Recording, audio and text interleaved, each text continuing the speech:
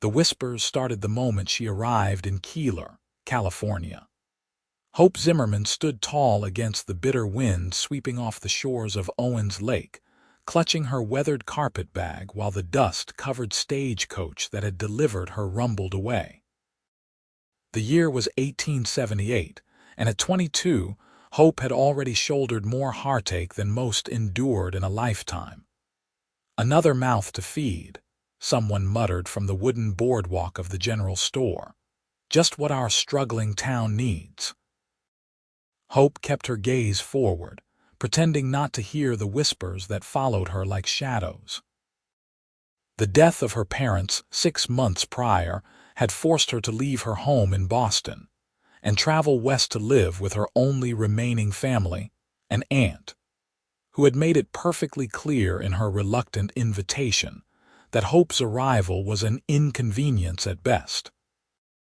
The small mining town of Keeler sat on the eastern edge of California, nestled against the Sierra Nevada mountains and alongside the gradually shrinking Owens Lake.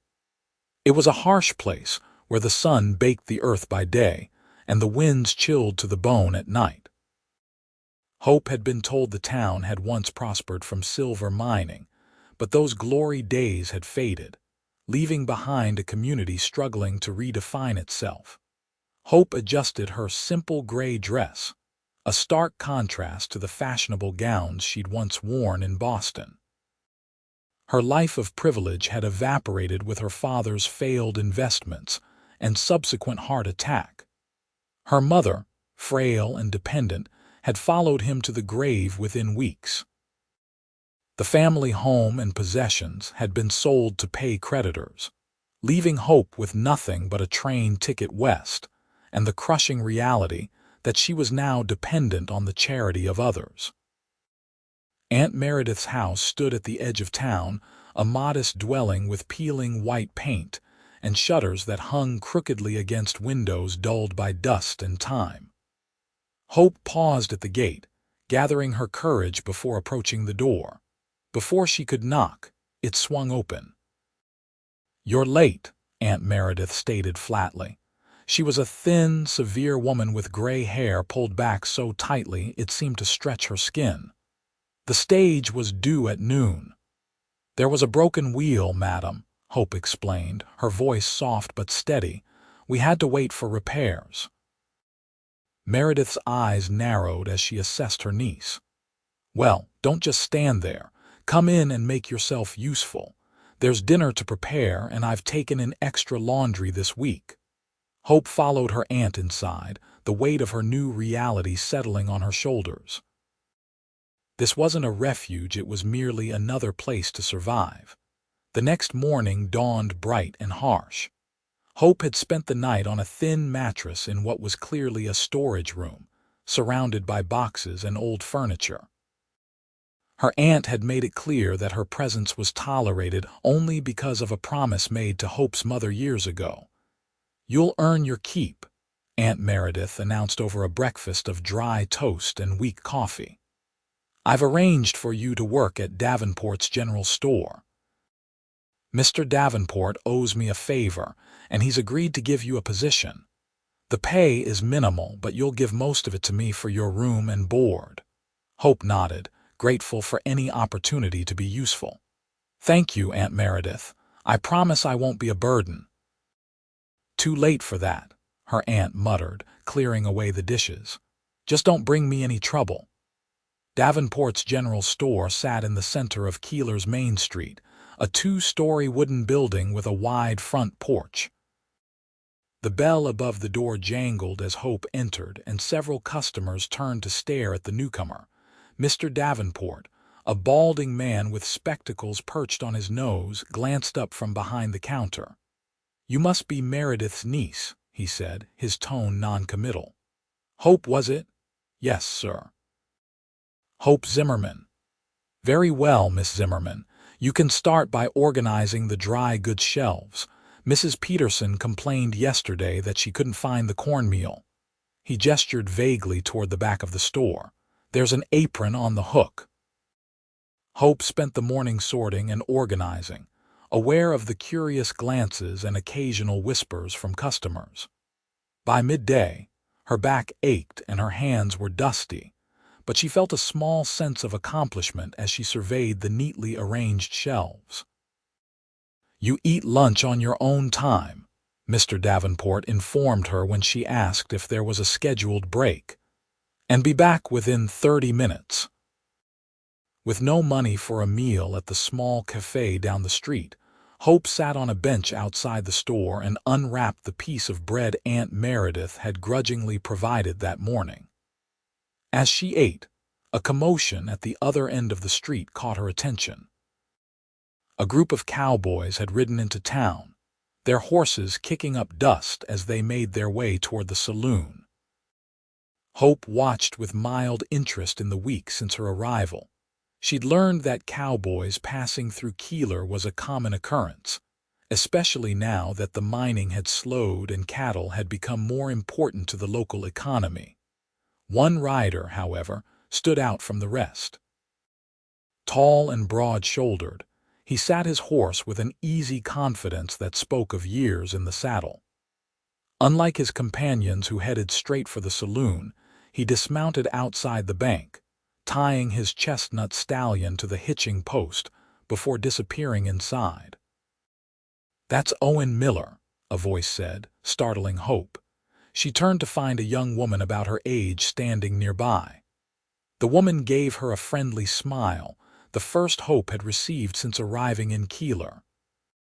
"I'm Beatrice Taylor," she said, sitting down beside Hope without waiting for an invitation. "Everyone calls me Bea. You're the niece, right, Meredith's?" Hope nodded, surprised by the friendly overture. "Hope Zimmerman. Yes, I'm staying with my aunt." "Lord help you," Bea said with a laugh that quickly turned sympathetic. "Your aunt has a reputation for being difficult." "She's been kind enough to take me in," Hope said diplomatically, though the words rang hollow even to her own ears. Bea raised an eyebrow but didn't challenge the statement. Instead, she nodded toward the bank where the cowboy had gone. "Owen Miller owns the Starlight Ranch, about 10 miles west of here. Best cattle ranch in the valley since his father passed 3 years ago. He's one of the few who treats his ranch hands fairly and pays them on time." "You seem to know a lot about him," Hope observed. Bea grinned. "Everyone knows everything about everyone in Keeler. That's both the charm and the curse of small towns." She leaned in conspiratorially. "But Owen Miller is worth knowing about. 30 years old, never married, and the most eligible bachelor in 3 counties. Hope felt a blush creep up her neck. "I'm not looking for, of course not," Bea interrupted with a wink. "Just providing information as a welcome to town." The bank door opened, and Owen Miller emerged, tucking what looked like documents into his vest pocket. In the full sunlight, Hope could see him more clearly: strong jawline, dark brown hair beneath his hat, and a face weathered by years under the open sky. He untied his horse, speaking softly to the animal as he did so. As if sensing her gaze, he looked up suddenly, his eyes meeting Hope's across the distance. For a moment that seemed to stretch into infinity, they simply looked at each other. Then he tipped his hat slightly in acknowledgement before mounting and riding off, not toward the saloon where his companions had gone, but back in the direction of what Hope assumed was his ranch. "Well now," Bea said with evident amusement. "That was interesting." Hope quickly stood, brushing crumbs from her skirt. "I should get back to work." "Mr. Davenport's a slave driver," Bea said sympathetically. "I work at the dressmaker's shop. Much nicer environment, though Mrs. Abernathy can be particular about her stitches. You should come by sometime." "Thank you," Hope said, genuinely touched by the friendly invitation. "I will." The afternoon passed slowly as Hope continued organizing inventory and assisting the few customers who came in. By closing time, her feet ached, and her spirits had dimmed under Mr. Davenport's constant criticism. and the thinly veiled hostility from some of the townspeople, who clearly saw her as another drain on the community's limited resources. She walked back to her aunt's house as the sun began to set, painting the distant mountains in shades of gold and purple. Despite the beauty of the landscape, Hope felt a profound loneliness settle over her. She missed her parents, her friends in Boston, the life she had known.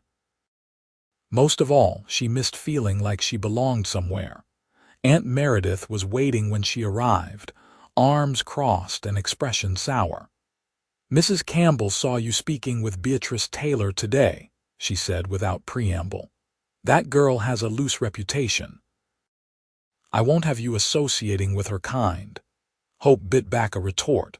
"She was just being friendly, Aunt Meredith. I don't know anyone here yet." "And you don't need to," her aunt snapped. "You're here to work and help me, not to socialize. Now come help with dinner." "I've been on my feet all day with the laundry." The weeks that followed fell into a monotonous pattern. Hope rose before dawn, helped prepare breakfast, worked all day at the store, then returned to assist with household chores until bedtime. On Sundays, she accompanied her aunt to church, where she endured the pitying glances of the congregation and the whispered comments about poor Meredith, saddled with her dead sister's child. Hope tried not to let the whispers bother her, but they stung nonetheless. She wasn't asking for charity, she worked hard and kept to herself. Yet somehow, her very presence seemed to offend many of the townsfolk.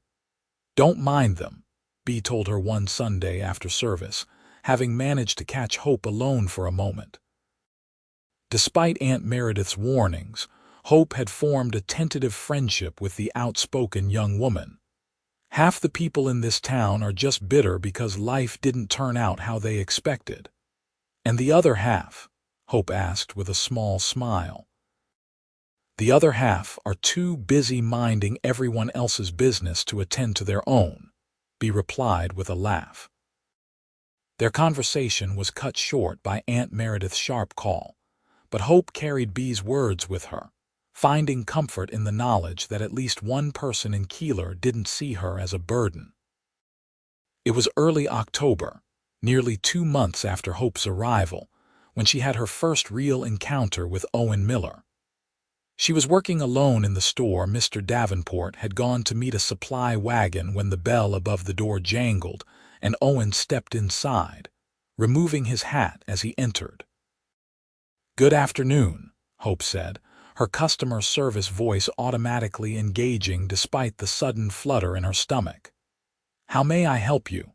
Up close, Owen Miller was even more imposing than he had appeared from a distance. Tall and broad-shouldered, he moved with a quiet confidence that seemed to fill the small store. His eyes were a deep blue that reminded Hope of the ocean she'd left behind in Boston. "Afternoon, miss," he replied, his voice a low rumble that matched his appearance. "I need supplies for the ranch." "Mr. Davenport usually has my order ready." Hope's mind raced. Mr. Davenport hadn't mentioned any orders before leaving. "I'm sorry, Mr. Miller. I'm not aware of any prepared orders. Mr. Davenport stepped out but should return shortly." Owen nodded, seemingly unsurprised. "No trouble. I can wait." He glanced around the store, then back at Hope. "You're new to Keeler." It wasn't a question, but Hope nodded anyway. "Yes, I arrived from Boston in August. I'm staying with my aunt, Meredith Collins." A flicker of recognition crossed his face. "Meredith Collins. She does laundry for some of my ranch hands occasionally." Hope felt a familiar heat rise in her cheeks. Her aunt's position as the town laundress was hardly prestigious, and Hope knew that her own association with the store was viewed similarly by many of the local families. "Yes," she said simply, lifting her chin slightly. Owen studied her for a moment, then said, "Boston's a long way from Keeler. Must be quite an adjustment." "It is," Hope admitted, "but I'm managing." "I'm sure you are," he said, and something in his tone made her look up sharply. There was no condescension in his expression, only a thoughtful assessment that made her feel strangely seen for the first time since arriving in Keeler. The moment was broken by the return of Mr. Davenport, who hurried into the store with an anxious expression that cleared when he saw Owen. "Mr. Miller, I apologize for not being here when you arrived. Your order is ready in the back. Let me get it for you." He shot a suspicious glance at Hope. "I hope my assistant was helpful." "Very," Owen said mildly, returning his hat to his head. "She explained that you weren't available." Mr. Davenport disappeared into the storeroom, leaving Hope and Owen in an awkward silence. After a moment, Owen cleared his throat. "I didn't catch your name, miss." "Hope," she said. "Hope Zimmerman." A slight smile touched his lips. "Hope, that's a good name for these parts." "We could always use more of it." Before Hope could respond, Mr. Davenport returned with a large crate of supplies. "Here we are, Mr. Miller. Everything on your list, plus those special coffee beans you requested from San Francisco." "Much obliged," Owen said, reaching for the crate. "Put it on my account as usual." Of course," Mr. Davenport agreed eagerly, "and if there's anything else you need, this will do for now." Owen lifted the crate with ease. At the door, he paused and looked back at Hope. "Good day, Miss Zimmerman." "Good day, Mr. Miller," she replied, aware of Mr. Davenport's curious gaze shifting between them. After Owen left, Mr. Davenport immediately turned to Hope with narrowed eyes. "What did you say to Mr. Miller? He's one of our most important customers." "Nothing improper," Hope assured him. "He asked my name and we exchanged pleasantries while waiting for you to return." Mr. Davenport seemed unsatisfied but was interrupted by the arrival of another customer. The rest of the day passed uneventfully, but Hope found her thoughts repeatedly drifting to her brief encounter with Owen Miller. That evening, as Hope helped prepare dinner, Aunt Meredith was unusually talkative. "Martha Davenport tells me Owen Miller was in the store today," she said, eyeing Hope carefully as she chopped vegetables. "She says he spoke with you." Hope kept her expression neutral. "Yes, he came in for supplies. We exchanged a few words while waiting for Mr. Davenport to return." "HMPH," Aunt Meredith sniffed. "Owen Miller doesn't usually notice shop girls or laundresses' nieces. His father married into one of the oldest families in the valley. Before the mines dried up, the Millers were practically royalty around here." Hope bristled at the implication. "He was merely being polite, Aunt Meredith. I doubt he gave our conversation a second thought." Her aunt gave her a long, assessing look. "See that you don't either. Girls like you getting ideas above their station only leads to heartache. Best remember your place here." Hope bit her tongue, focusing on slicing the potatoes more forcefully than necessary. Her place seemed to be a topic of constant discussion in Keeler, as though she needed frequent reminding of how far she had fallen. Later that night, lying on her narrow bed in the storage room, Hope allowed herself to think about Owen Miller's blue eyes and the way he'd said her name as though it meant something. It was a foolish indulgence, she knew.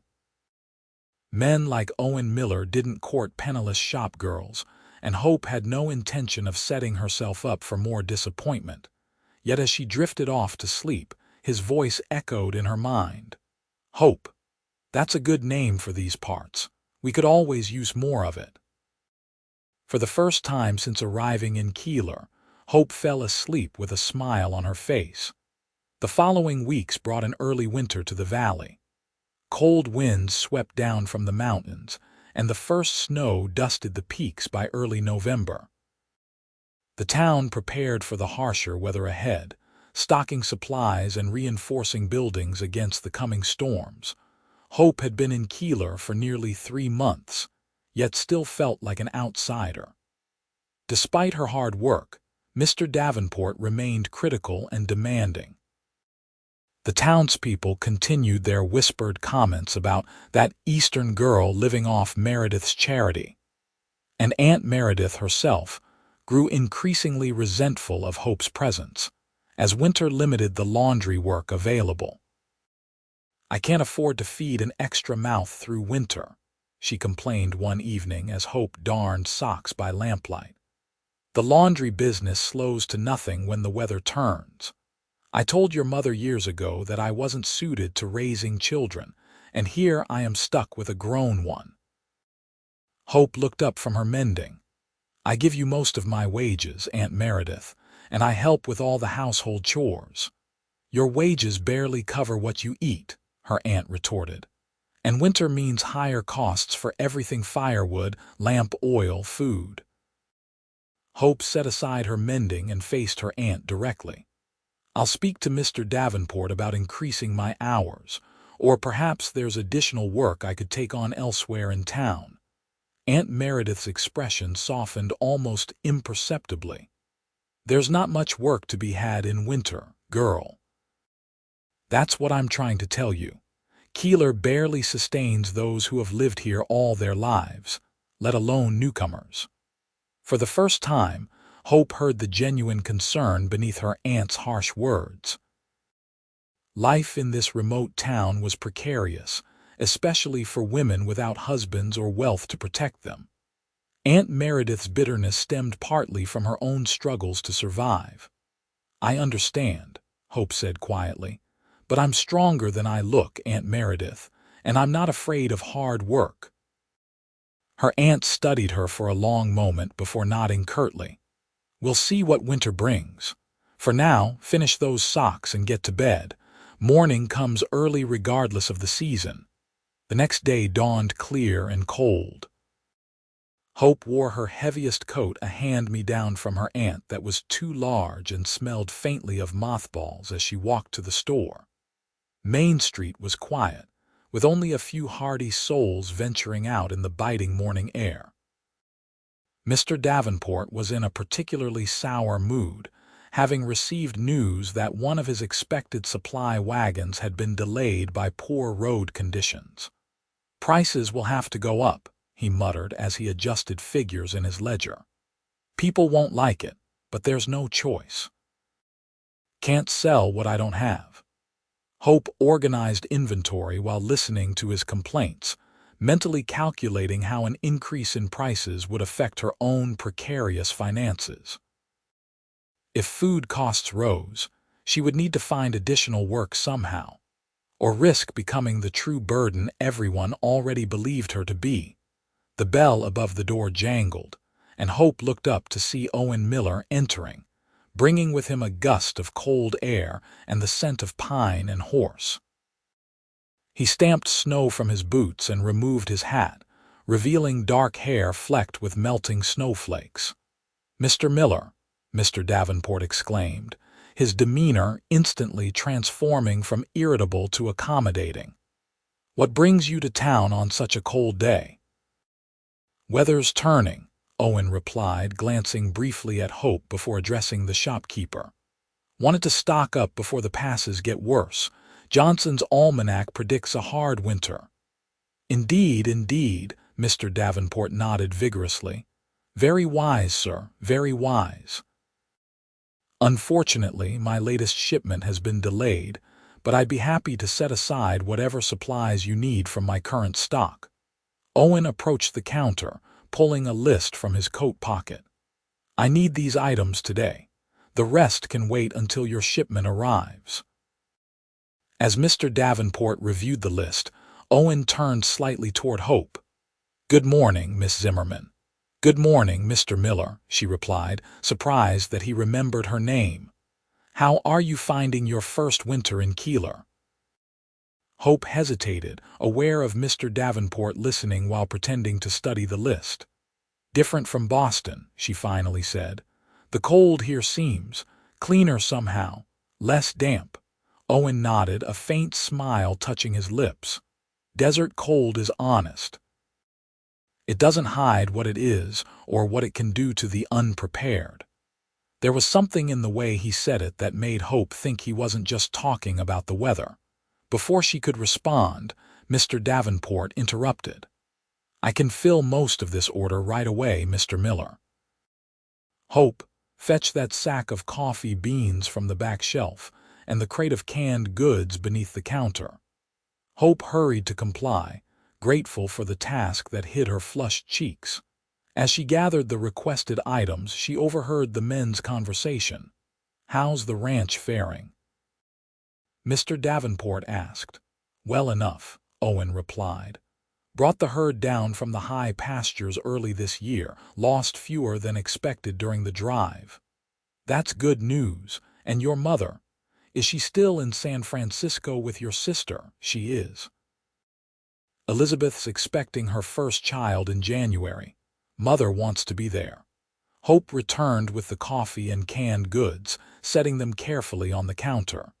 As she did so, Owen continued speaking.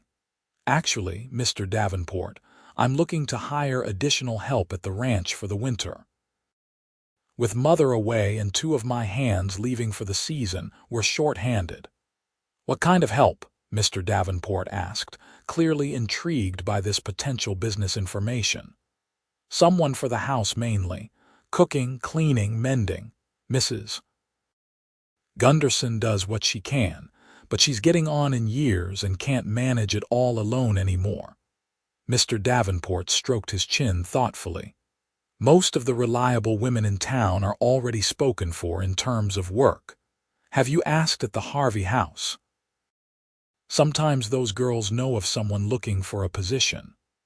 "I thought of that," Owen said, then hesitated before adding, "Actually, I wondered if Miss Zimmerman might be interested." Hope froze in the act of reaching for another item on the list. She turned slowly to find both men looking at her, Mr. Davenport with surprise and Owen with a carefully neutral expression. "Me?" she managed to ask. Owen nodded. "The position includes room and board plus wages. It would be temporary just until spring, or until my mother returns, whichever comes first." "But, Mr. Miller," Mr. Davenport sputtered, "Hope has obligations here. I depend on her assistance in the store." "Of course," Owen said smoothly. "I wouldn't want to cause you any inconvenience, Mr. Davenport. Perhaps you could spare her just until your busy season returns. I understand business slows considerably during winter months." Mr. Davenport opened and closed his mouth several times, clearly torn between wanting to deny the request and not wanting to refuse one of his most valuable customers. "Well, I suppose. That is, if Hope herself is interested." They both turned to her again, waiting for her response. Hope's mind raced. Working at the ranch would mean leaving town, leaving Aunt Meredith, leaving the few connections she'd made in Keeler. But it would also mean better wages, relief from her aunt's constant complaints about feeding her through winter, and perhaps a fresh start away from the judgmental whispers of the townspeople. "I would need to discuss it with my aunt," she said cautiously. Owen nodded. "Of course. The position is available immediately if you decide to accept. The ranch is 10 miles west of town, an easy ride in good weather, though more challenging in winter. You'd likely remain there until spring thaw." "I understand," Hope said, her voice stronger than she felt. "Think it over," Owen suggested. "I'll be in town until noon tomorrow. You can let me know your decision then." The remainder of the transaction proceeded quickly, with Mr. Davenport still seeming flustered by the unexpected turn of events.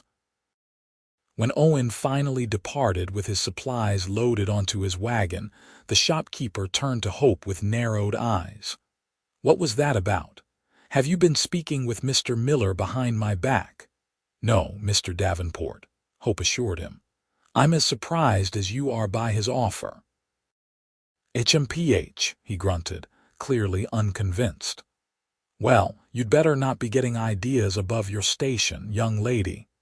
Owen Miller might be offering you a job, but that's all it is, a job. His family has certain expectations about the company he keeps." "I'm well aware of my station, Mr. Davenport," Hope replied, unable to keep a hint of sharpness from her voice. "And I have no intentions beyond honest work. See that you remember that," he muttered before returning to his ledger. That evening, Hope approached her aunt with trepidation. They sat at the small kitchen table, the remains of a meager dinner between them, as Hope explained Owen Miller's offer. To her surprise, Aunt Meredith didn't immediately reject the idea. Instead, she considered it with a thoughtful expression. "The Millers have always been decent employers," she said finally. "Old Mrs. Miller used to send her laundry to me before she went to San Francisco, paid fair and on time. Then you wouldn't object if I accepted?" Hope asked cautiously. Aunt Meredith gave her a shrewd look. "It would solve several problems, wouldn't it? You'd have somewhere to go for winter, and I'd have one less mouth to feed during the leanest months." She sighed, setting down her teacup. "Truth is, girl, I never expected to be responsible for you at my age, your mother and I. Well, we weren't close, not after she married your father and moved east. Taking you in was my duty, not my choice." The word stung, but Hope had long suspected as much. "I understand, Aunt Meredith, and I appreciate what you've done for me, truly." Her aunt waved away the gratitude. "If you go to the Miller Ranch, what will you do come spring?" Hope hadn't considered that far ahead. "Mr. Miller said the position is temporary. I suppose I would return here if you're willing." Aunt Meredith nodded slowly. "The laundry business picks up in spring. Having you help might not be such a burden then." She straightened her shoulders. "Very well. If you wish to accept Mr. Miller's offer, I won't stand in your way. But mind yourself, Hope. A young woman living at her ranch full of men invites talk, even with Mrs. Gunderson there as chaperone." "I'll be careful," Hope promised. "See that you are. Your reputation is all you have left from your former life. Don't squander it." The next morning, Hope arrived at the store earlier than usual, having already packed her few belongings. Mr. Davenport accepted her decision with poor grace, making it clear that he might not hold her position for her return. Hope suspected he would replace her with someone more willing to work for even lower wages, but she kept this thought to herself. At precisely noon, Owen Miller's wagon appeared outside the store. Hope had spent the morning helping Mr. Davenport reorganize inventory, ignoring his passive-aggressive comments about ungrateful employees. When the door opened and Owen entered, she felt an inexplicable flutter of nerves. "Have you made your decision, Miss Zimmerman?" he asked directly after greeting Mr. Davenport. Hope nodded. "Yes, Mr. Miller. I would like to accept the position if it's still available." Was it her imagination, or did a flicker of relief cross his face? "It is." "Are you ready to leave today?" "Yes," she said, surprised at the immediacy. "My things are packed. I just need to collect them from my aunt's house." "I'll take you there now," Owen offered. "If that's acceptable to you, Mr. Davenport," the shopkeeper gave a curt nod. "Hope's time here is concluded for now. She's free to go." Hope removed her work apron and hung it on its customary hook. "Thank you for the opportunity, Mr. Davenport," she said formally, extending her hand. He shook it briefly, his expression unreadable. "Safe travels, Hope." Outside, Owen helped her into the wagon before climbing up beside her. The wooden seat was hard and the wagon utilitarian, clearly designed for function rather than comfort. Hope clutched her reticule tightly, suddenly uncertain about her decision. Having second thoughts. Owen asked quietly as he urged the horses forward. Hope glanced at him, surprised by his perception. "Not second thoughts exactly, more. Wondering if I'm making the right choice." He nodded, eyes on the road. "That's fair. You don't know me or my ranch. But I give you my word, Miss Zimmerman, you'll be treated with respect there." "Thank you," she said, then ventured. "May I ask why you offered me this position? There must be others in town with more experience." Owen was silent for a moment, guiding the horses around a muddy section of road. Mrs. Gunderson mentioned needing help. When I saw you in the store yesterday, I remembered you from previous visits. You struck me as capable and hardworking. It was a reasonable explanation, yet Hope sensed there was more he wasn't saying. Before she could press further, they arrived at Aunt Meredith's house. The farewell with her aunt was brief and awkward. Aunt Meredith handed Hope a small bundle of food for the journey and reminded her once more to mind her reputation. Then, with surprising emotion, she briefly clasped Hope's hands. "Your mother would be proud of your resilience," she said stiffly. "Right if you need anything." Owen loaded Hope's carpetbag and small trunk into the wagon, then helped her back onto the seat. As they pulled away, Hope looked back at the small house where she'd spent the past 3 months. Despite the difficulties, it had been a refuge when she most needed one, and she felt a surprising pang of gratitude toward the aunt who had taken her in, however reluctantly. The journey to the Starlight Ranch took nearly 3 hours, with the road becoming increasingly rough as they left town behind. Hope and Owen spoke little, but the silence between them was surprisingly comfortable. The landscape changed as they traveled, moving from the alkali flats near Owen's Lake to more varied terrain, with scattered pine and juniper trees as they gained elevation. "It's beautiful," Hope said as they crested a rise that offered a panoramic view of the valley below and the snow-capped Sierra Nevada beyond. Owen smiled, the expression transforming his usually serious face. "That's why my grandfather settled here," said the first time he saw this valley he knew he'd found home. "How long has your family been here?" "Since 1849. Grandfather came for gold but stayed for cattle, built the ranch from nothing." There was unmistakable pride in his voice. "My father expanded it, and now it's my responsibility to preserve their legacy." "That must be a comfort," Hope said softly, "having such deep roots in one place." Owen gave her a curious look. "You miss Boston." It wasn't a question, but Hope answered anyway. "I miss having a place where I belong. In Boston, before my parents died, I knew my role, my community. Here." She trailed off, unsure how to express the constant sense of displacement she'd felt since arriving in California. "Here you're seen as an outsider," Owen finished for her.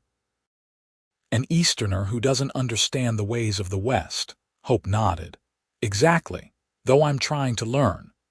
"The West has its own rules," Owen acknowledged, "but they're not as complicated as some would have you believe. Work hard, keep your word, help your neighbors when they need it. The rest is just details." They rounded a bend in the road, and the Starlight Ranch came into view in the valley below. Hope caught her breath at the sight. A large 2-story farmhouse of weathered wood and stone stood at the center of a collection of outbuildings and corrals. A barn larger than any Hope had seen in Keeler dominated one side of the property, while fenced pastures stretched into the distance. Smoke rose from the chimney of the main house, and several men could be seen working around the corrals. "Welcome to Starlight," Owen said, a note of pride in his voice. "It's not Boston, but we call it home." Hope smiled at his obvious love for the place. "It's magnificent," she said honestly. As they approached, several ranch hands paused in their work to watch the wagon arrive. Owen lifted a hand in greeting, and the men nodded respectfully before returning to their tasks. He guided the wagon to the front of the house and set the brake before coming around to help Hope down. "Mrs. Gunderson will be inside," he said, as he lifted her trunk from the wagon bed. "She's been with my family since I was a boy. She'll show you your duties and where you'll stay." The front door opened before they reached it, revealing a stout woman with gray hair pulled back in a severe bun. Despite her formidable appearance, Her round face broke into a welcoming smile when she saw Owen. "About time you got back," she said, her voice carrying the lilt of a Scandinavian accent. "Was beginning to think you'd decided to winter in town. And miss your cooking, Mrs. Gunderson?" "Never." Owen set Hope's trunk on the porch. "This is Miss Hope Zimmerman. She's agreed to help with the house until spring." Mrs. Gunderson's sharp eyes assessed Hope thoroughly before she nodded. "Good. We need the help. Come in, girl, out of the cold. You look half frozen." The interior of the house was surprisingly elegant, with solid furniture and colorful woven rugs covering the wooden floors. A large stone fireplace dominated the main room, where a fire crackled cheerfully, casting warm light on comfortable-looking chairs and a sofa. "You'll sleep in the small bedroom off the kitchen," Mrs. Gunderson informed Hope as she led her through the house. "Used to be mine, but these old bones don't do stairs anymore, so I moved downstairs to what was the sewing room. Your room is small but warm, and you'll have it to yourself." The kitchen was spacious and well-equipped, with a large cast-iron stove, a pump at the sink, and ample cupboards and workspace. A door at the far end opened to reveal a small but neat bedroom with a single bed, a chest of drawers, and a small table with a lamp. "Bathrooms down the hall, Mrs. Gunderson continued. "We have indoor plumbing. Mr. Miller's father insisted on it when they renovated 10 years ago. It's a luxury out here, so don't waste water." Hope nodded, slightly overwhelmed by the rapid-fire information. "Thank you, Mrs. Gunderson. What will my duties be?"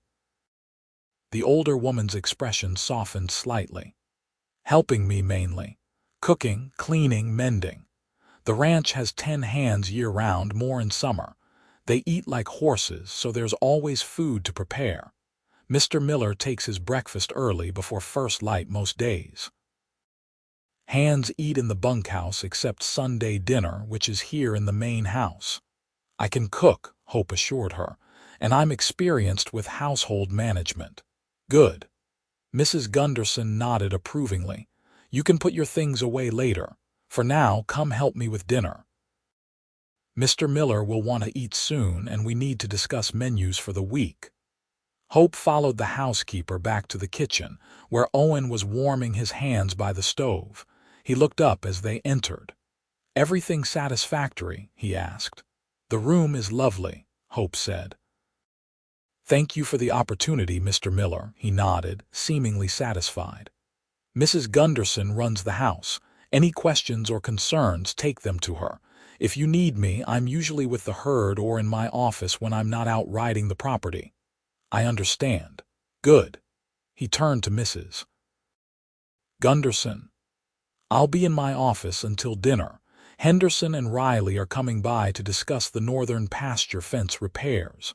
After he left, Mrs. Gunderson handed Hope an apron. "Men," she said with a mixture of exasperation and fondness.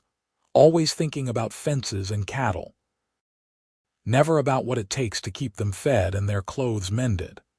She gestured toward a large pot simmering on the stove. "That's beef stew. Taste it and tell me what it needs." Hope did as instructed, recognizing this as a test of her culinary abilities.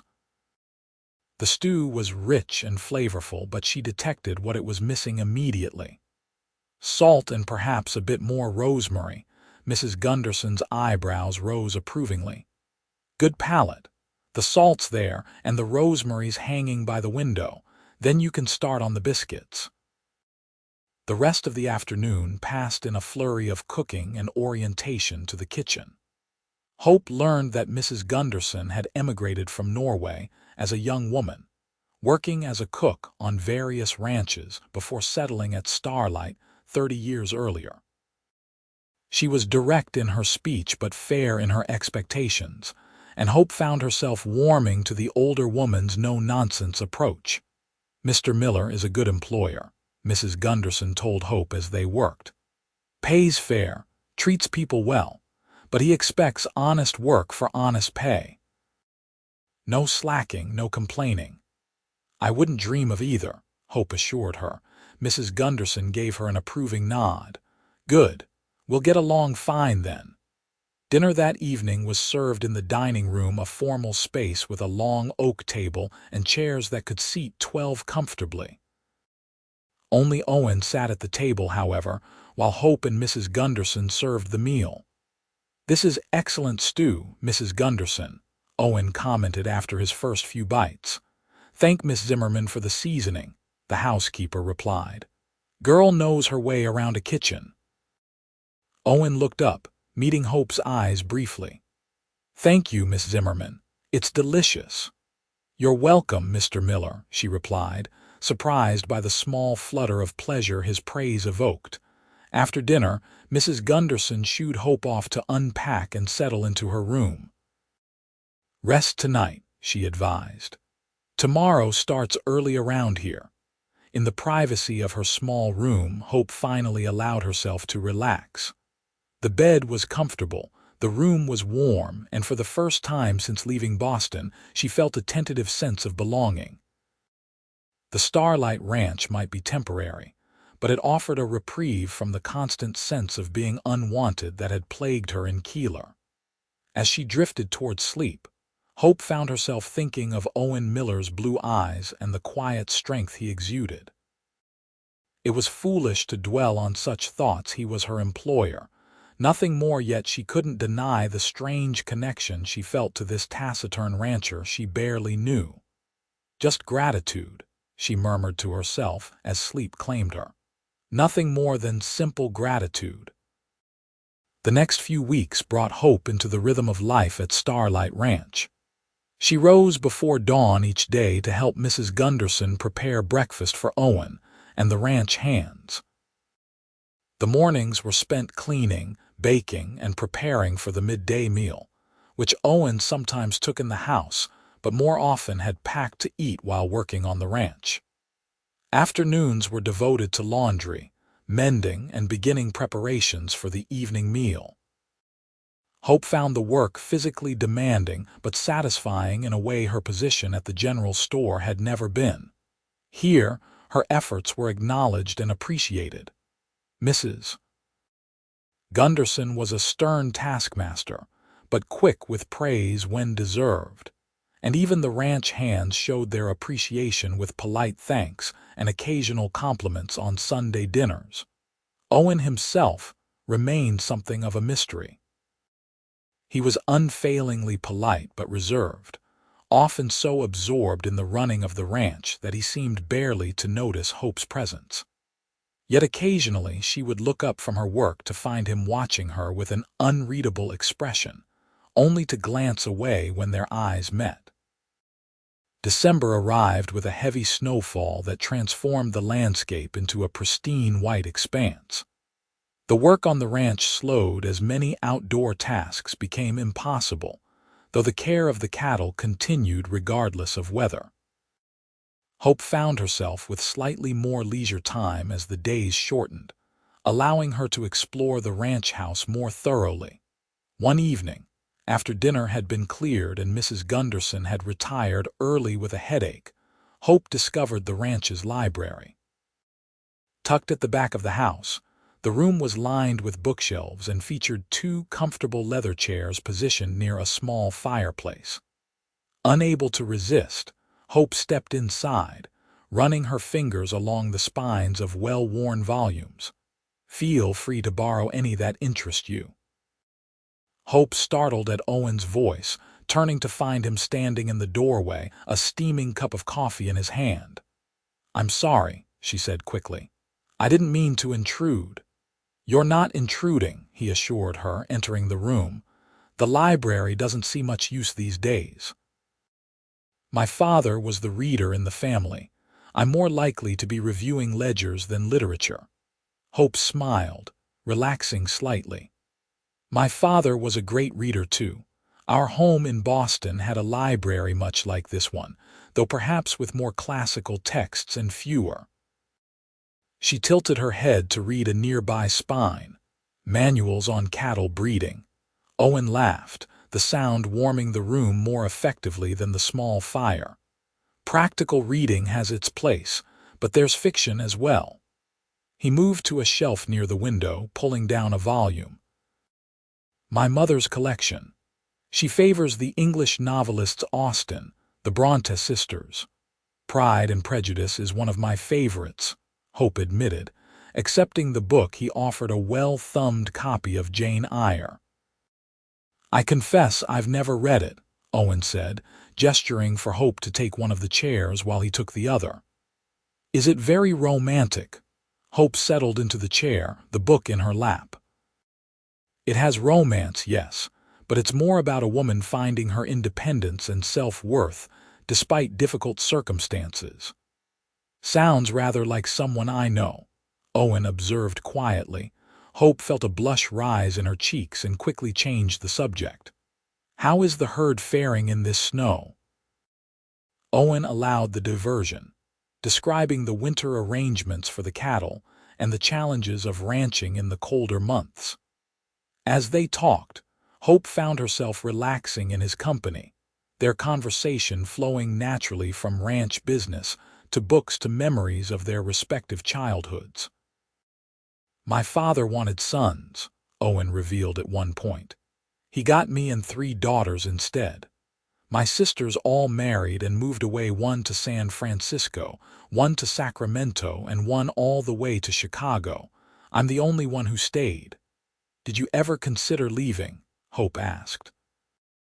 Owen shook his head. "Never. This land is in my blood. I can't imagine living anywhere else." "That's a gift," Hope said softly. "Knowing where you belong."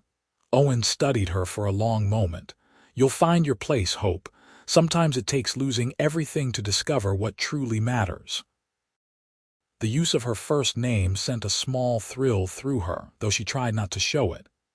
"Is that what happened to you?" He looked into the fire, his expression distant. "In a way. I was engaged once to a girl from Sacramento, Catherine. Her father had mining interests near here, and we met at a social in town." He paused, seeming to choose his words carefully. "She liked the idea of being a rancher's wife more than the reality. When her father's business took him back east, she went with him. Said she couldn't bear the isolation, the hardship of ranch life." "I'm sorry," Hope said, genuinely moved by the hint of old pain in his voice. Owen shrugged. "It was years ago, and she was right. This life isn't for everyone. Better to know before vows are exchanged than after." Their conversation was interrupted by the arrival of Henderson, Owen's foreman, with a question about the next day's work assignments. Hope took the opportunity to excuse herself, thanking Owen for the book and the conversation. That night, as she prepared for bed, Hope found herself revisiting their conversation. Owen had revealed more of himself in those quiet hours than in all the weeks she'd been at Starlight. The knowledge that he too had experienced loss and disappointment created a new bond between them, one that both excited and frightened her. "Don't be foolish," she chided herself as she extinguished her lamp. "He's your employer, nothing more. Come spring, you'll return to Keeler, and this interlude will be just a memory." Yet as she drifted off to sleep, the memory of Owen's rare smile followed her into her dreams. The days leading up to Christmas brought increased activity to the ranch despite the snow. Mrs. Gunderson was determined that the holiday would be properly observed, directing Hope in baking special Norwegian treats and overseeing the decorating of the house with pine boughs and red ribbons. "Mr. Miller's mother always made Christmas a grand affair," she explained as they worked. "Even with her in San Francisco this year, traditions must be maintained." On Christmas Eve, the ranch hands were invited into the main house for a special dinner. The dining room table was extended to its full length, accommodating Owen, Mrs.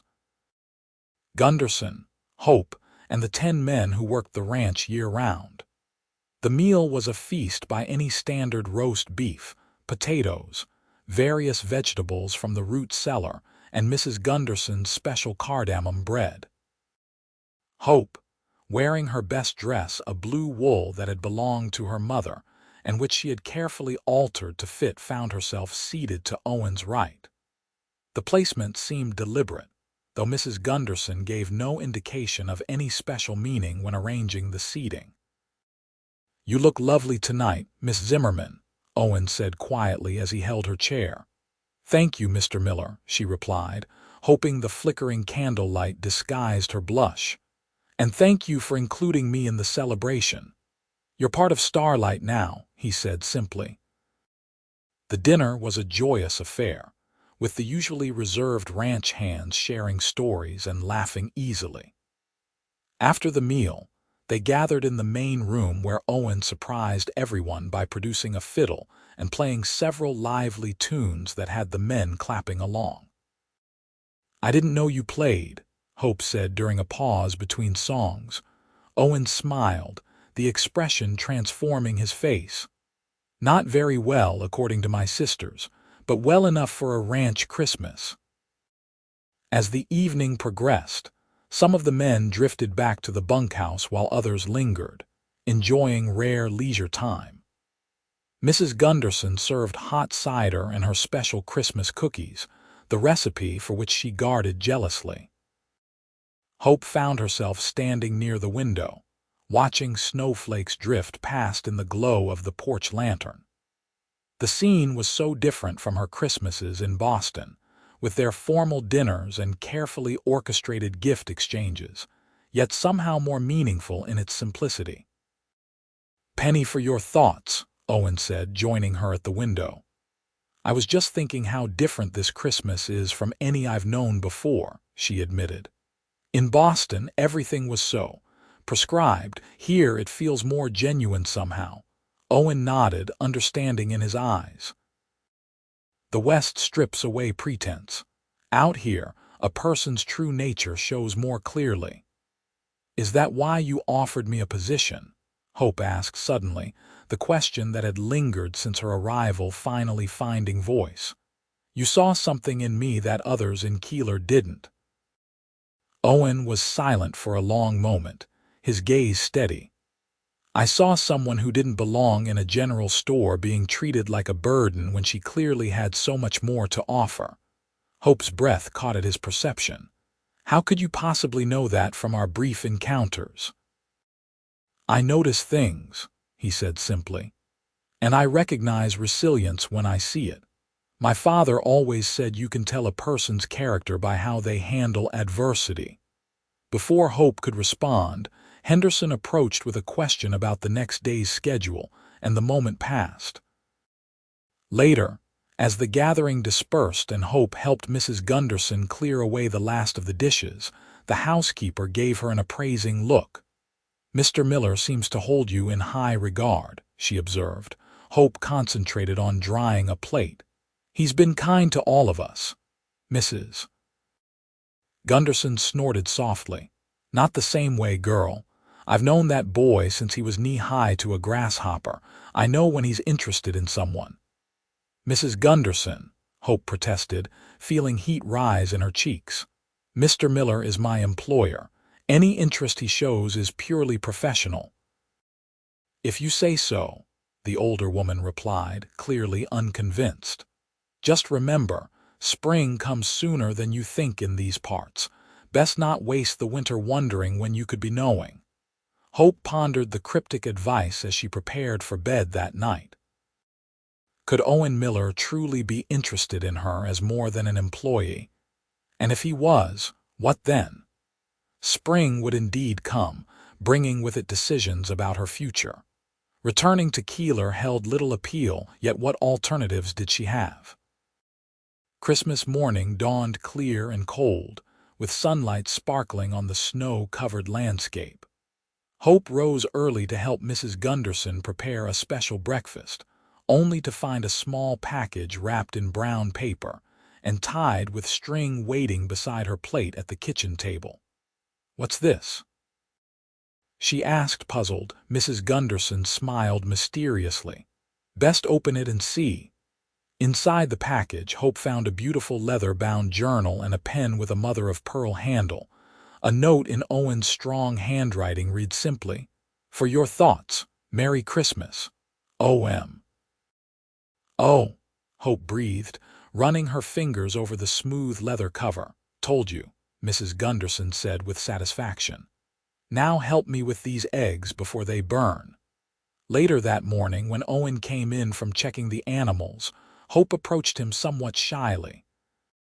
"Thank you for the journal, Mr. Miller. It's beautiful." "You're welcome," he replied. "I noticed you writing letters on scraps of paper. Thought you might appreciate something more substantial." "I do, very much." She hesitated, then added, "I'm afraid I don't have anything for you." Owen smiled. "Your presence at Starlight has been gift enough, Miss Zimmerman. The house hasn't felt this much like a home in years." The sincerity in his voice left Hope momentarily speechless. Before she could formulate a response, he excused himself to change before breakfast, leaving her with a warming sense of belonging that was perhaps the greatest gift of all. January brought the harshest weather of the winter, with temperatures dropping so low that even the hardy ranch hands limited their time outdoors. Life at Starlight settled into a comfortable routine, with Owen often joining Hope and Mrs. Gunderson in the kitchen during evenings, sometimes reading by the fire while they worked, other times engaging in conversation. Hope found herself looking forward to these quiet evenings more than she cared to admit. Owen had a dry wit that emerged more frequently as they grew comfortable with each other, and his knowledge of everything from cattle breeding to Shakespeare continually surprised her. "You're more educated than most ranchers I've met," she observed one evening as they sat in the library, Hope mending a shirt while Owen reviewed his ledgers. He glanced up with a small smile. "My father insisted, said a man needs book learning alongside practical skills." "I spent 2 years at a college back east before returning to the ranch."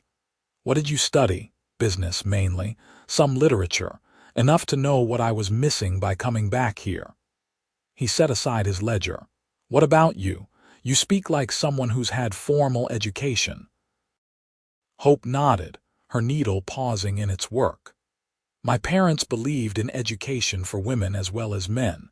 I attended Miss Porter's school in Connecticut until I was 18. After that, I helped my mother with her charity work in Boston while my father managed his shipping business."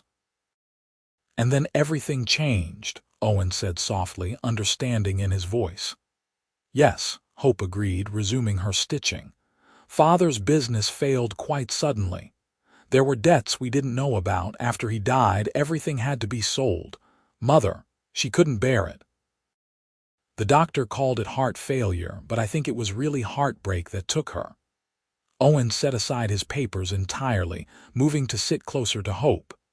"I'm sorry," he said simply. "Losing both parents so close together must have been devastating."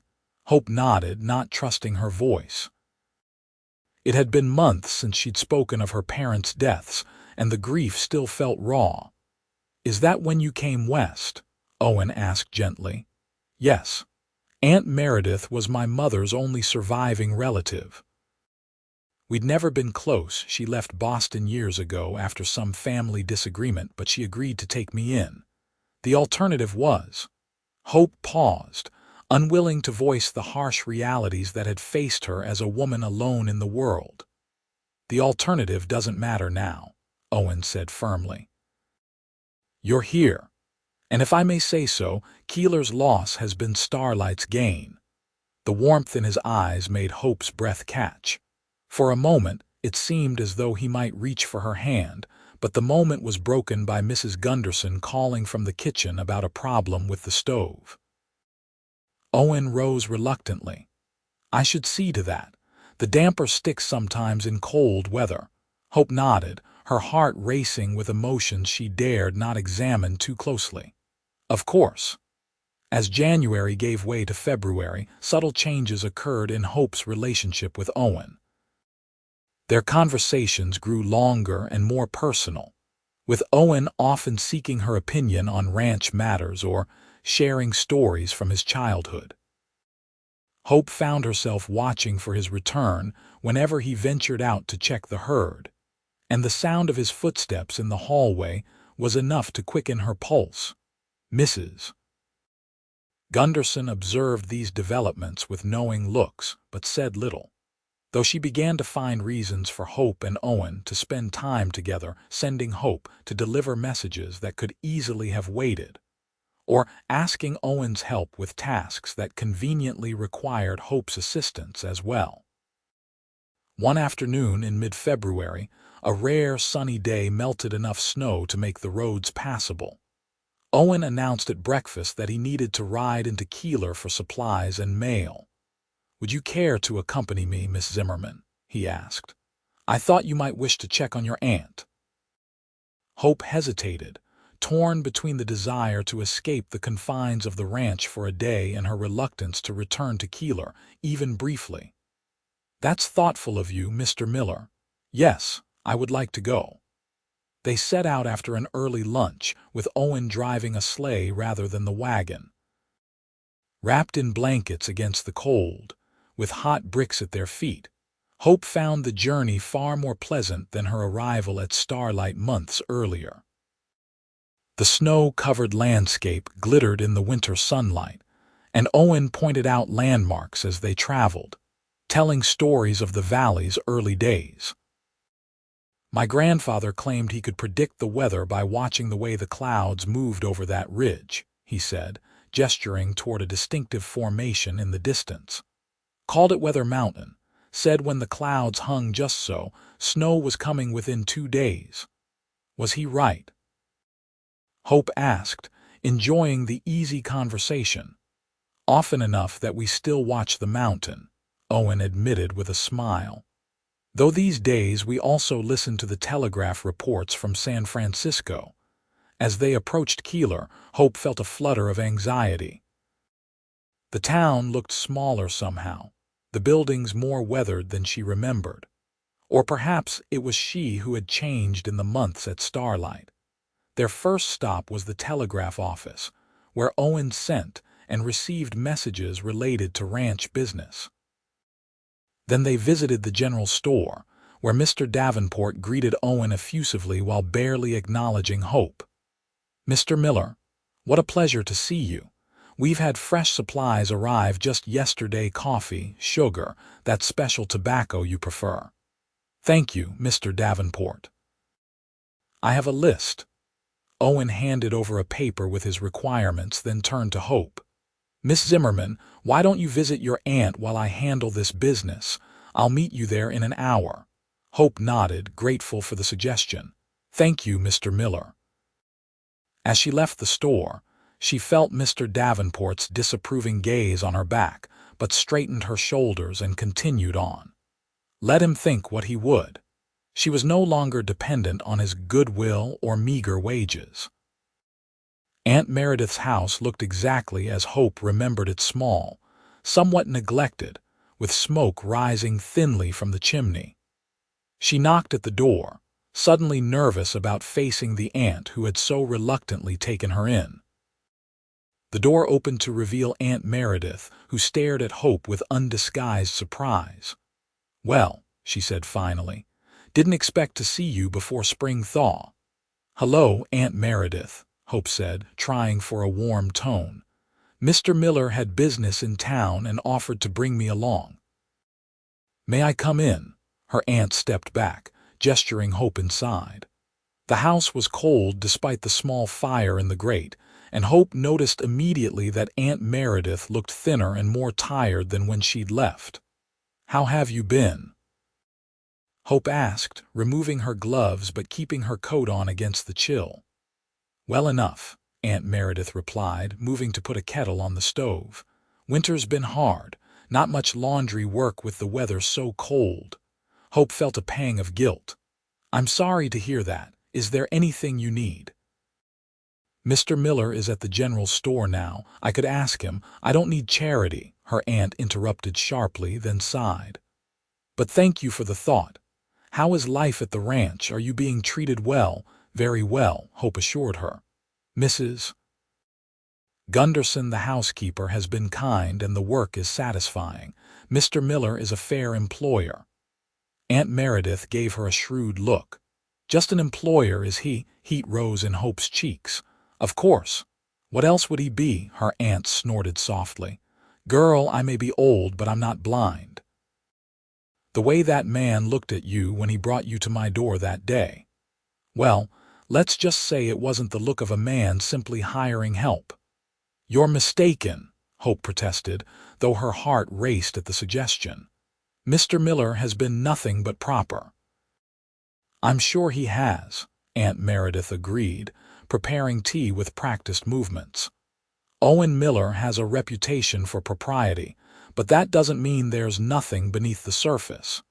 She handed Hope a cup of weak tea. Just be careful, girl. Men like Owen Miller don't usually marry girls with no dowry and no connections. Hope accepted the tea, stung by her aunt's blunt assessment, yet unable to refute it.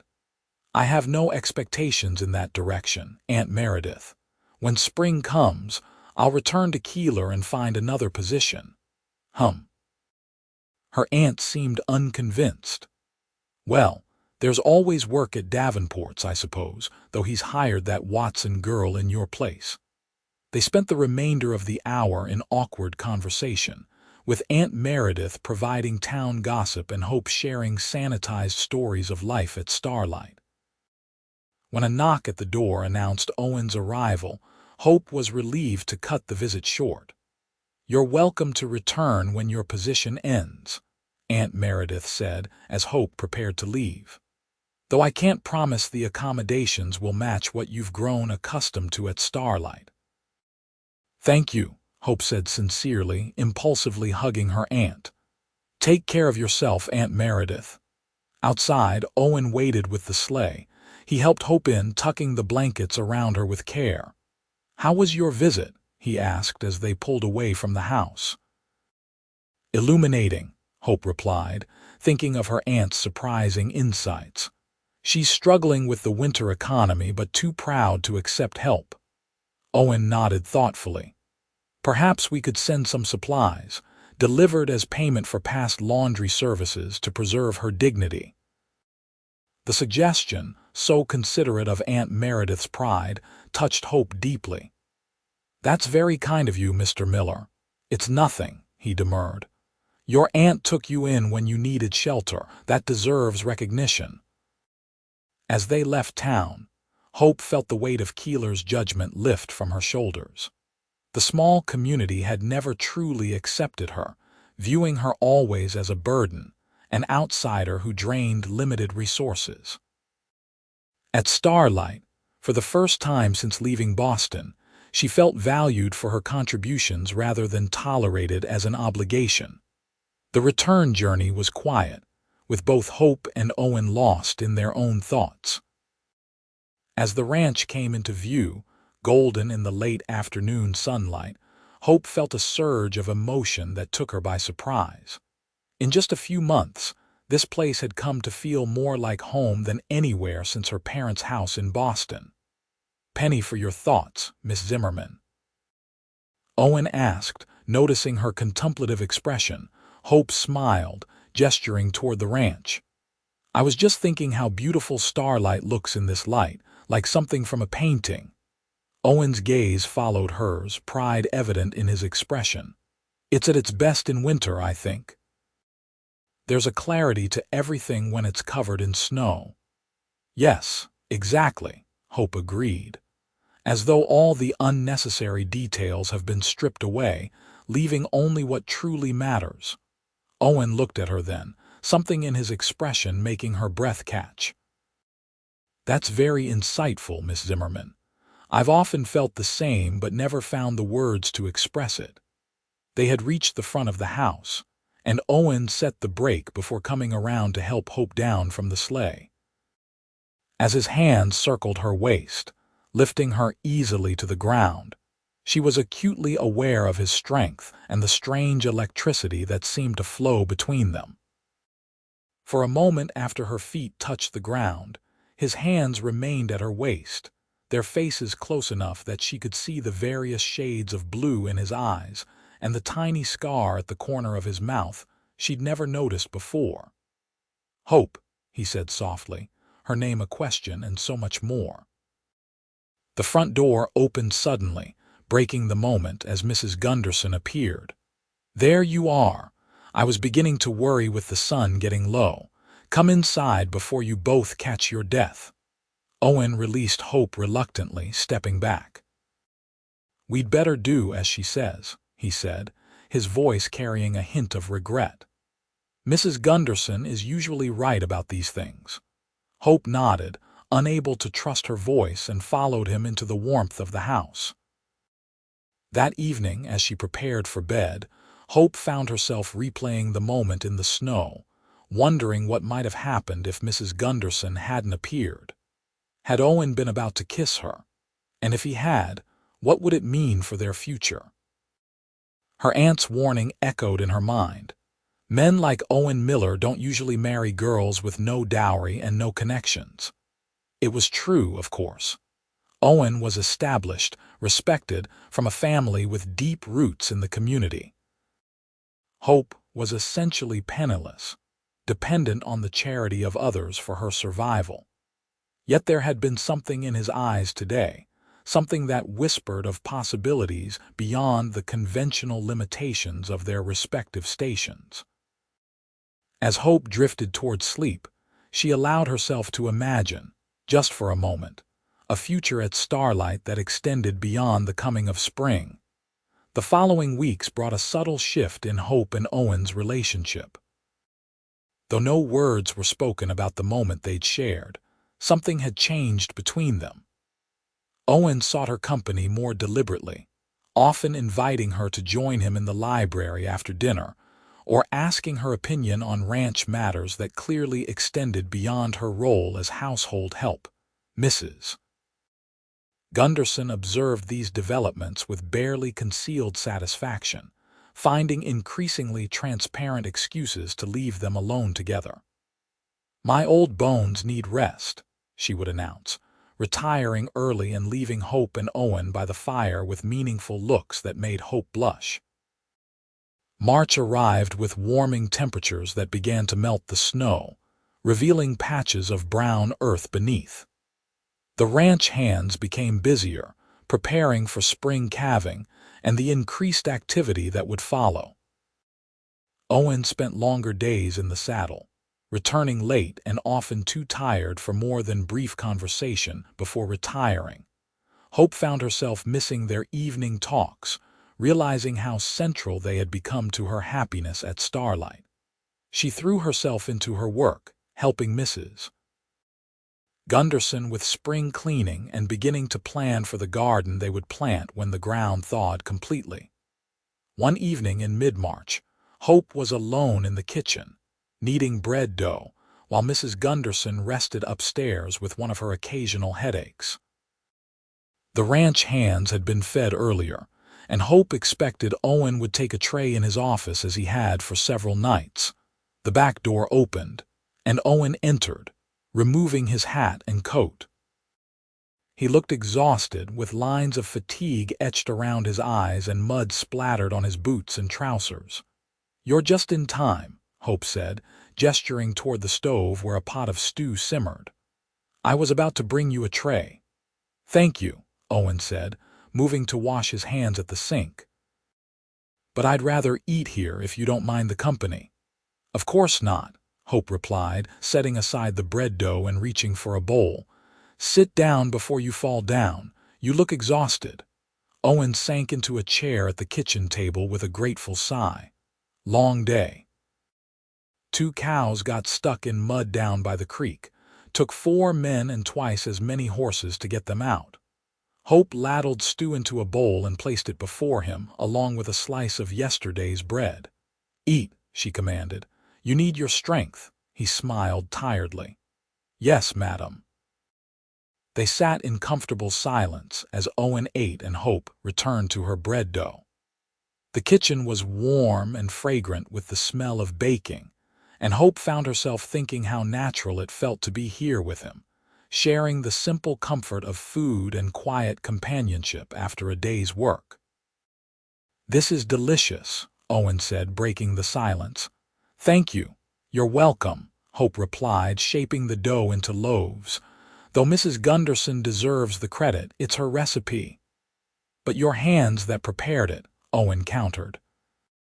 He watched her work for a moment, then added, "You've become indispensable here, you know. Mrs. Gunderson says she doesn't know how we managed before you came." Hope felt a flush of pleasure at the praise. That's kind of her to say, and of you. It's not kindness, it's truth.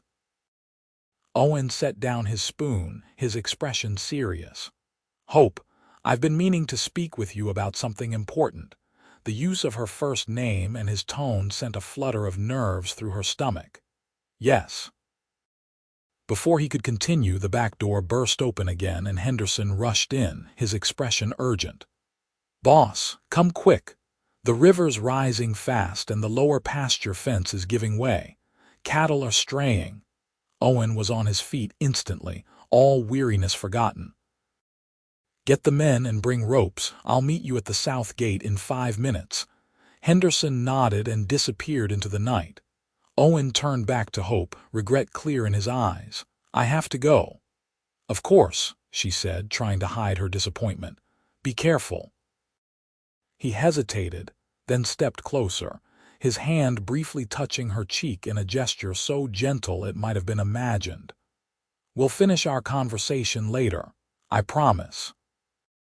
Then he was gone, the door closing behind him with finality that left Hope standing alone in the kitchen, her heart racing and her cheek tingling where his fingers had touched. The crisis with the river and fencing kept Owen and the ranch hands out most of the night.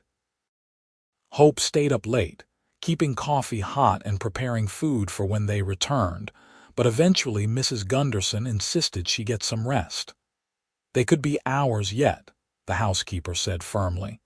"And you've bread to bake in the morning. To bed with you." Hope reluctantly complied, though sleep proved elusive as she wondered what Owen had been about to say before they were interrupted. Had he intended to discuss her future at Starlight? Spring was approaching rapidly, and her position had always been described as temporary.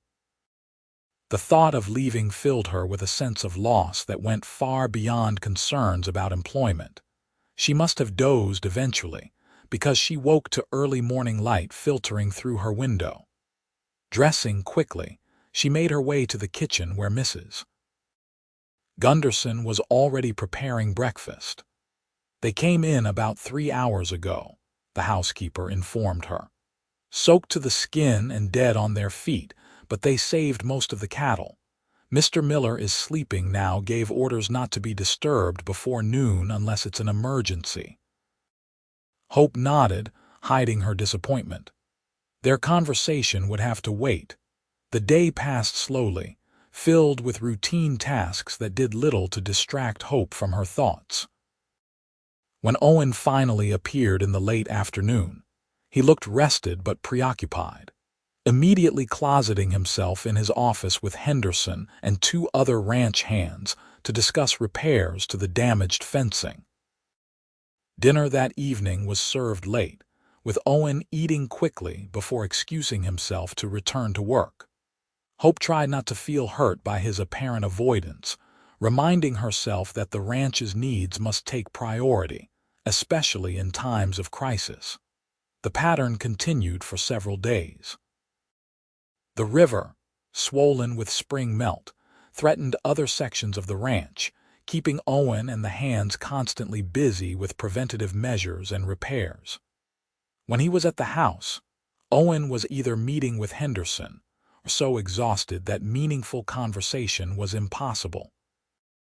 A week after the night in the kitchen, Hope was hanging laundry in the unseasonably warm spring air when she heard hoofbeats approaching. Looking up, she saw Owen riding toward the house, his figure silhouetted against the bright blue sky. He dismounted nearby, securing his horse to a post before walking toward her. There was purpose in his stride that made Hope's heart beat faster. "Good afternoon, Mr. Miller," she said, trying for a casual tone as she pinned a sheet to the line. Hope, he replied, stepping closer. Do you have a moment to talk? She nodded, setting down her basket of clothespins. Of course. Owen gestured toward a nearby bench beneath an old apple tree just beginning to show the first buds of spring. They sat side by side, not touching but close enough that Hope could sense the warmth of him. I'm sorry I've been scarce this past week, he began. The river crisis required immediate attention. I understand, Hope assured him. The ranch must come first. Owen shook his head. That's just it. I'm not sure it should, at least not always.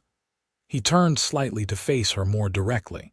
The night in the kitchen before Henderson interrupted us, I was about to ask you something important.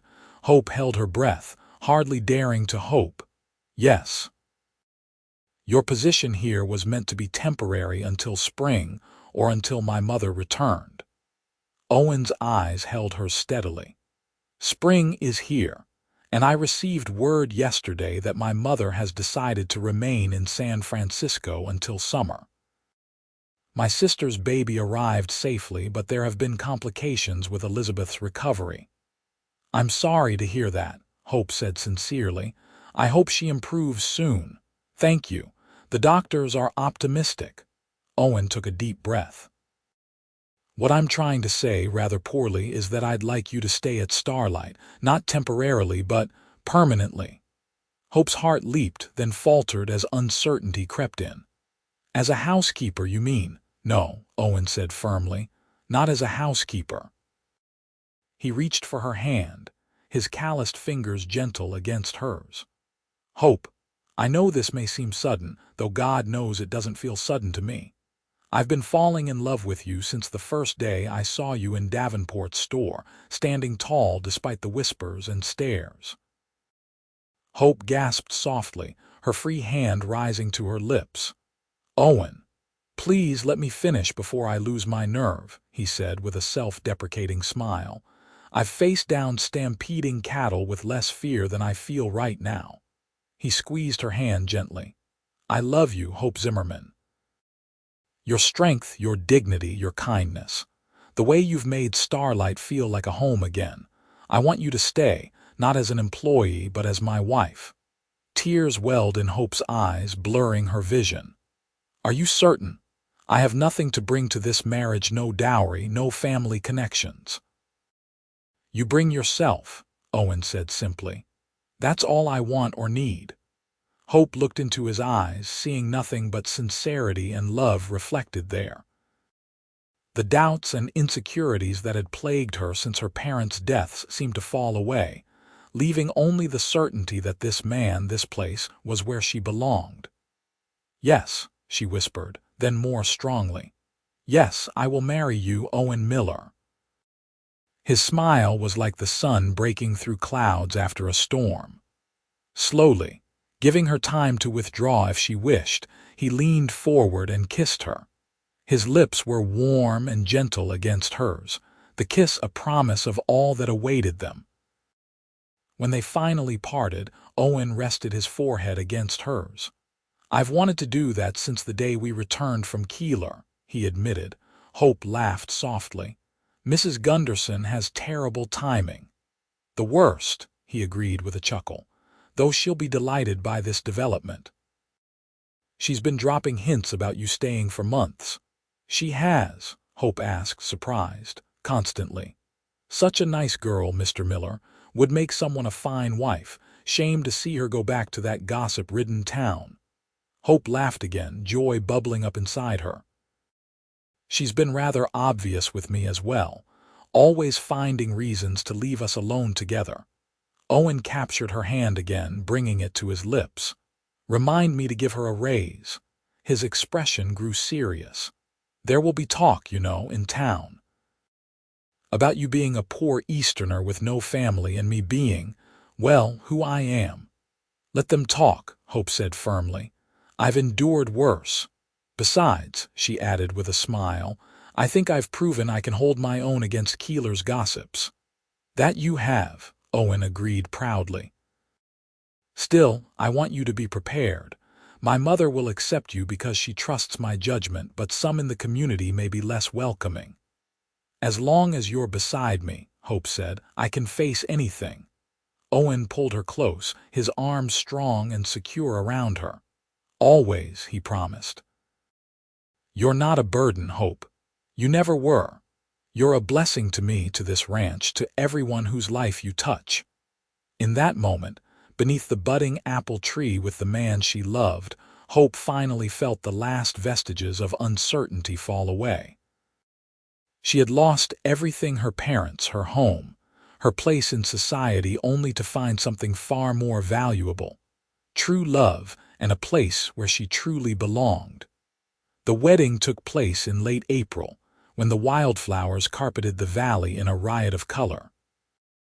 It was a small ceremony held at Starlight, with Reverend Thompson from Keeler officiating. Mrs. Gunderson decorated the house with fresh flowers and baked a wedding cake that she declared was almost good enough for the occasion. To Hope's surprise, Aunt Meredith not only attended but arrived 3 days early to help with preparations. The relationship between them had warmed considerably since Owen had begun sending regular deliveries of supplies to her house, ostensibly as payment for past laundry services. "You've done well for yourself," Aunt Meredith told Hope the morning of the wedding, as she helped her niece dress in a simple but elegant white gown that Owen had ordered from San Francisco. "He's a good man, one of the few." "Thank you, Aunt Meredith," Hope said, touched by the rare approval. "For everything," her aunt's expression softened. "I wasn't kind when you first came to me. I regret that now." "You took me in when I had nowhere else to go," Hope reminded her. "That was kindness enough." After the ceremony, as friends and neighbors gathered in the yard for the celebration, B. Taylor, who had defied town gossip to attend, hugged Hope tightly. "I knew he was watching you that day," she whispered. "Remember, when you first arrived and we were sitting outside the store?" Hope laughed. "You did say he was worth knowing about." "Best advice I ever gave," B declared with satisfaction. As the afternoon progressed, Hope found herself standing with Owen at the edge of the gathering, watching as ranch hands and townspeople mingled, eating, drinking, and sharing stories. "Happy, Mrs. Miller?" Owen asked, his arm around her waist. Hope leaned into his embrace, savoring the sound of her new name. "Completely, though it still feels like a dream sometimes." "If it is, I hope we never wake up," Owen said, pressing a kiss to her temple. From across the yard, Hope caught sight of Mr. Davenport, who had arrived late and stood somewhat awkwardly at the periphery of the celebration. He met her gaze briefly, then looked away, clearly uncomfortable. "I should speak with Mr. Davenport," Hope said. "He was my employer, after all." Owen nodded, though his expression suggested he had little fondness for the shopkeeper. "If you wish, I'll be right here." Hope crossed the yard, approaching Mr. Davenport with a smile. "Thank you for coming, Mr. Davenport. It means a great deal to see familiar faces from Keeler." The shopkeeper shifted uncomfortably. "Congratulations, Mrs. Miller. It's quite a fortunate match for you." Hope maintained her smile despite the implied criticism. "Yes, I am very fortunate to have found love with Owen. Keeler's loss has been my gain in more ways than one." Mr. Davenport had the grace to look slightly abashed. "Well, yes, I suppose sometimes things work out for the best." "They do indeed," Hope agreed. "Please enjoy the celebration. Mrs. Gunderson's food is not to be missed." She returned to Owen's side, feeling a sense of closure. The people of Keeler, who had once whispered behind her back and called her a burden, were now guests at her wedding, witnesses to her happiness. "Everything all right?" Owen asked as she rejoined him. Hope nodded, slipping her hand into his. "Perfect.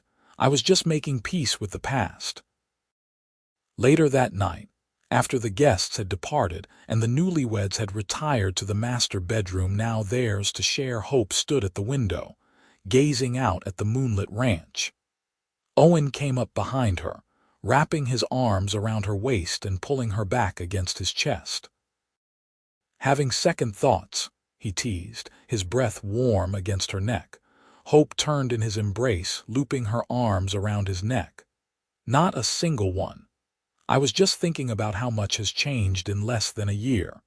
When I arrived in Keeler, I had nothing but a carpetbag and fading hopes. Now I have everything I never dared to dream of." Owen kissed her tenderly, then with increasing passion. "And I have you," he murmured against her lips. "The greatest blessing a man could ask for." As spring gave way to summer, Hope settled fully into her role as mistress of Starlight Ranch. Owen's mother returned from San Francisco in June, bringing with her wedding gifts and tentative acceptance of her new daughter-in-law. Mrs. Miller was reserved but fair, and Hope's genuine love for Owen and the ranch gradually won her over. "He's happier than I've seen him in years, Mrs. Miller confided to Hope one evening as they sat on the porch, watching Owen and the hands bring in the horses for the night. "That's all a mother really wants for her child." Hope smiled, her hand unconsciously drifting to her abdomen where the first signs of new life were beginning to show. "I understand that sentiment more than you know, Mrs. Miller." The older woman's sharp eyes caught the gesture and her expression softened. "Are you?"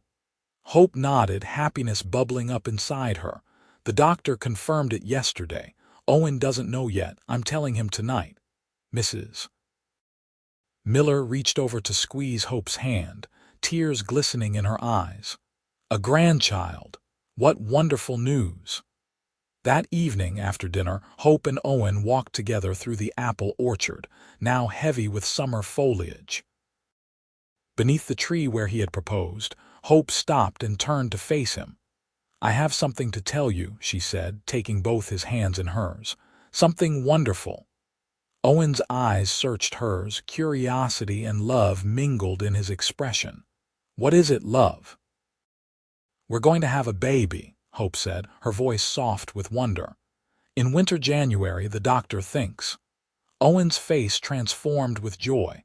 He lifted her off her feet, spinning her in a circle before setting her down gently. "A baby," he repeated, his voice thick with emotion. "Our baby." "Our baby," Hope confirmed, laughing through happy tears as he knelt to press a reverent kiss to her still flat stomach. Looking up at her, eyes shining, Owen said, "When I found you in Keeler, standing so tall and proud despite everyone treating you like a burden, I knew you were special. I had no idea then how completely you would change my life." Hope drew him to his feet and into her arms. "We changed each other's lives," she corrected gently. "And now we're creating a new one together."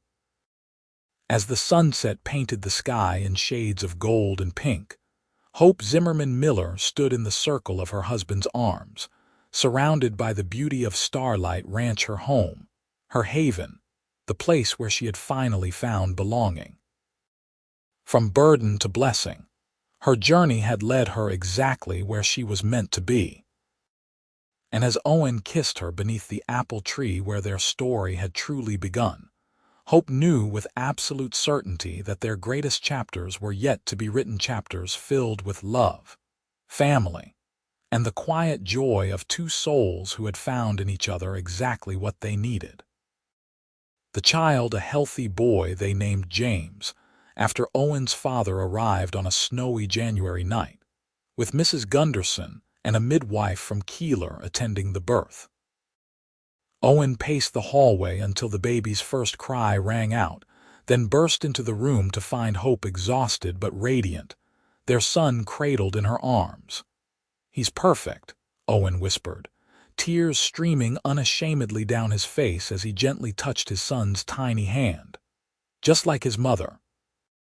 Hope smiled up at him, love overflowing in her heart. "He has your eyes, I think." As the years passed, Starlight Ranch prospered under Owen and Hope's stewardship. 2 more children joined their family, a daughter, Elizabeth, named for Owen's sister, and another son, Thomas, who arrived 4 years after James. Hope never returned to Keeler except for brief visits, but Aunt Meredith became a frequent guest at Starlight, eventually moving into a small cottage on the property when her health began to fail. The townspeople who had once whispered about that Eastern girl now spoke with respect about Mrs. Miller of Starlight, whose charitable works and kindness had transformed many lives in the valley. And every year, on the anniversary of the day Owen had proposed beneath the apple tree, he presented Hope with a small token of his love, never extravagant, always meaningful. A book of poetry, a locket containing miniature portraits of their children, a hand-carved box for her treasures. "To remind you that you're a blessing," he would say, echoing the words he had spoken on their wedding day. "To me, to our children, to everyone whose life you touch." Hope, who had once been called a burden on society, knew the truth that Owen proved to her every single day. Love sees beyond circumstances to the true worth of a person's heart. And in that seeing, it transforms not only the beloved, but the whole world around them.